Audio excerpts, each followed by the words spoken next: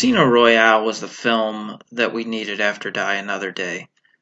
By that point in the series, the franchise had been reduced to carnage without context, action for action's sake but with little substance. Die Another Day focused so much on making references to all the previous films, since it was the official 20th movie in the series, that the storyline really suffered. Thanks to Frankie there, we will be hearing a little more from him later on. Hello, Vicky here, and welcome to this week's edition of the Bond Room Unlocked, where we take an item from this 27-year-old Bond collection and relate it to one of the films that we know and love. Now, as Frankie has pointed out, Die Another Day, although making nearly $300 million, that's £220 million globally, the film is seen as the nadir of the franchise, with many fans ranking it towards the bottom of the list. For me personally, the film is of two halves. Once we get to the Ice Palace, the film melts dramatically in terms of substance. Chris, what do you think? Is Casino Royale the film we needed after Die Another Day? And yes, I think it was. After having to endure a film with CGI at its worst, of Bond hang gliding, invisible cars, villains with complete facial reconstruction and body reconstruction, with the aid of a dream machine, I think we really needed to get back to basics. As it was the 40th anniversary of Die Another Day in 2002, it's obvious that the production team wanted to go in guns a-blazing by casting A-list actress Halle Berry in the Bond girl role of Jinx Johnson. Promotions of the film were rife with Berry, and the trailer featured as much as her as it did with Brosnan as Bond. Yet, for me, she's the weakest Bond girl in the franchise, poorly written, and not even the Oscar winner could save the performance, despite emulating Ursula Andress from Dr. No in a bikini homage. Despite the drawbacks with its CGI and poor acting at times, Brosnan is great in the role of Bond and takes it all in his stride. But producers decided, even though it was a financial success, they needed to steer a new Bond in a new direction, and so the Daniel Craig era began with Casino Royale.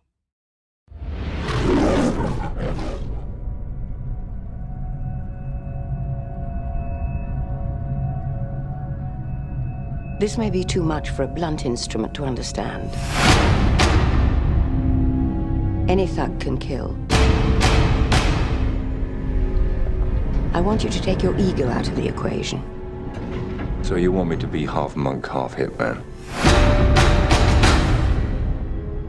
I knew it was too early to promote you. While I understand double O's have a very short life expectancy.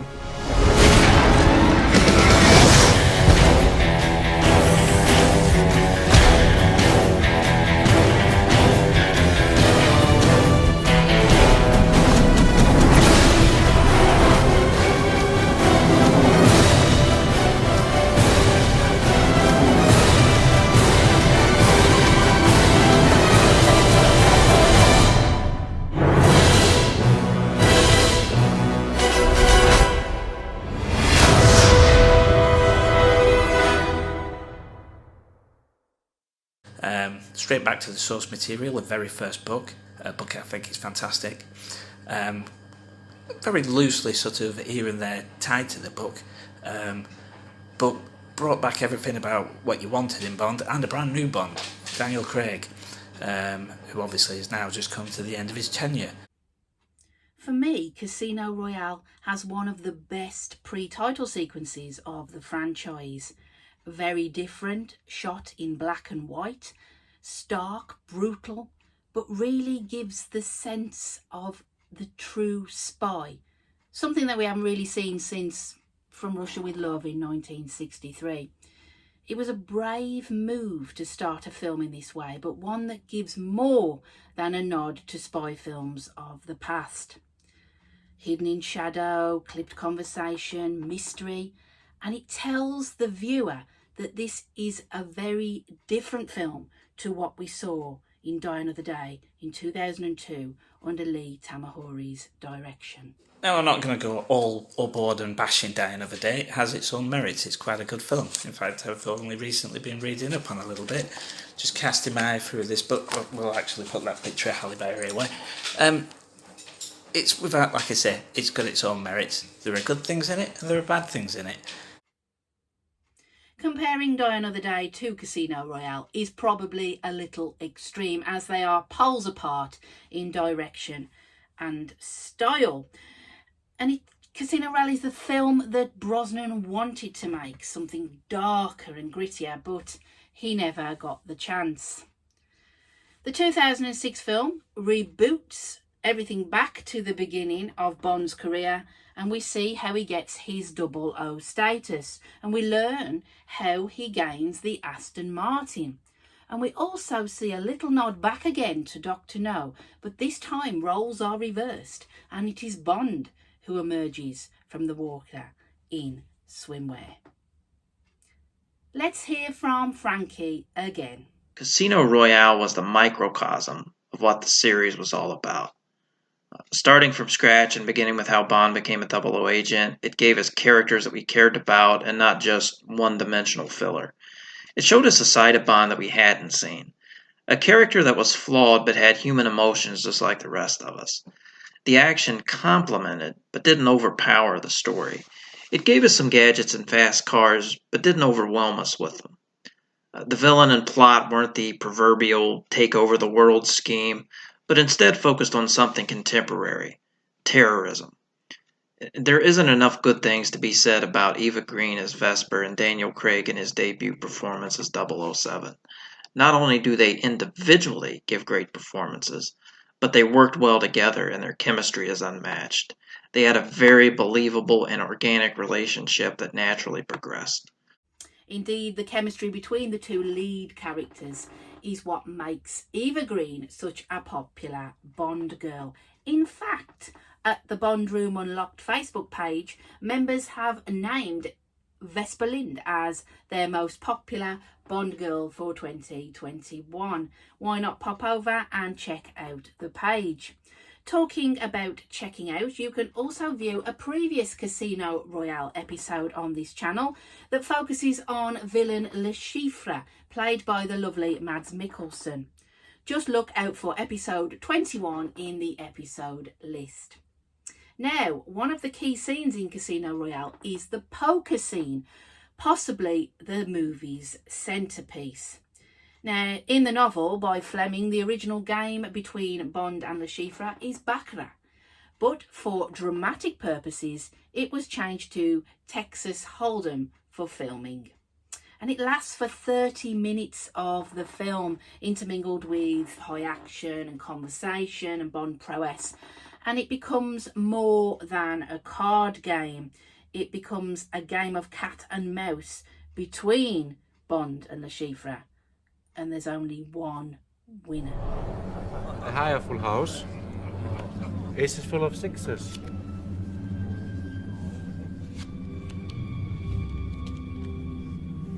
Monsieur Bond?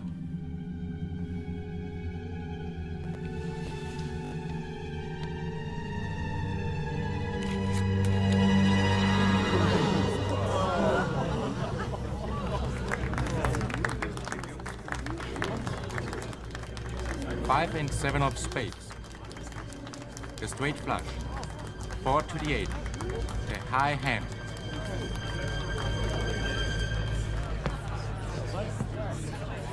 Monsieur Bond wins.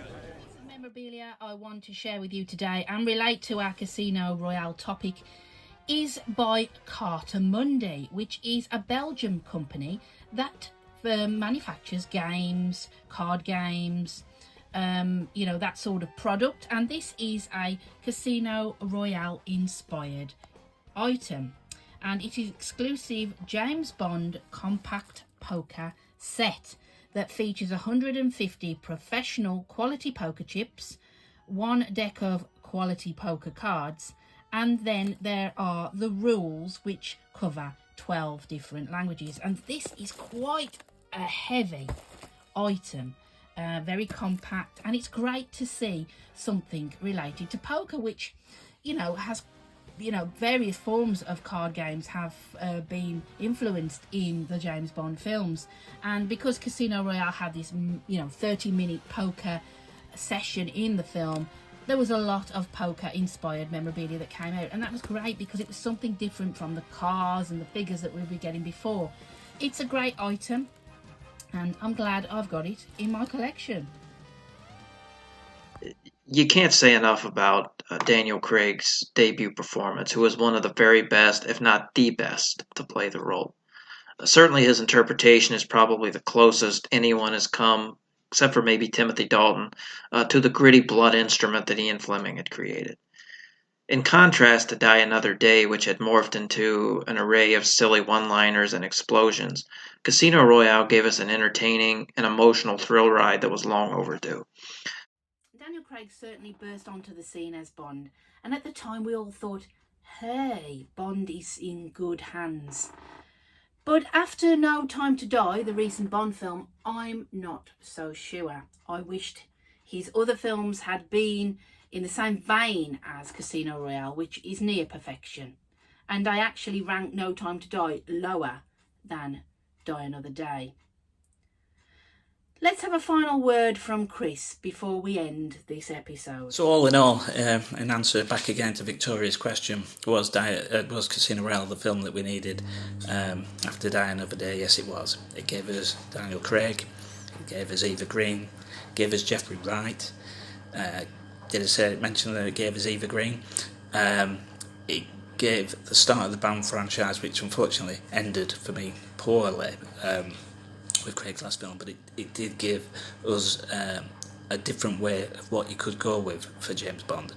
A little harder, a little meaner, maybe a bit back to the sort of Lazenby days. I think it's a fantastic film, and it's 10 out of 10 for me. I don't think there's anything in that film that I have a problem with at all, to be perfectly honest. It's near enough my go-to film after Licence to Kill. Anyway, thank you, Victoria. Thank you, everybody. Take care, and when you're a bit bored on a Saturday morning, put on Die Another Day. You might just feel a little bit better about it.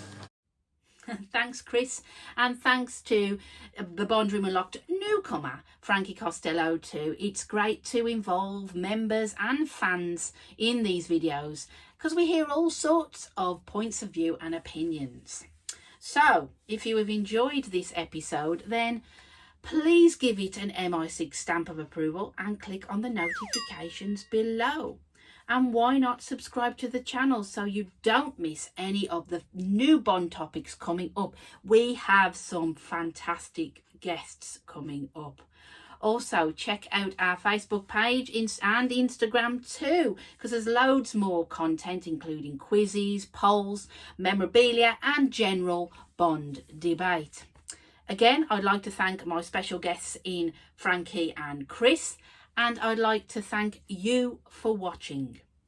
You can also check me out at thespymovienavigator.com, cracking the code of spy movies, where we have just released our look at the pre-title sequence to The Spy Who Loved Me from 1977.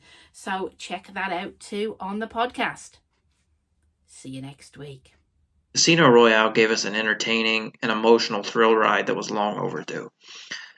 I think it's the best in the franchise since From Russia with Love, and Casino Royale isn't just a great Bond movie. It's just a flat-out great movie, period.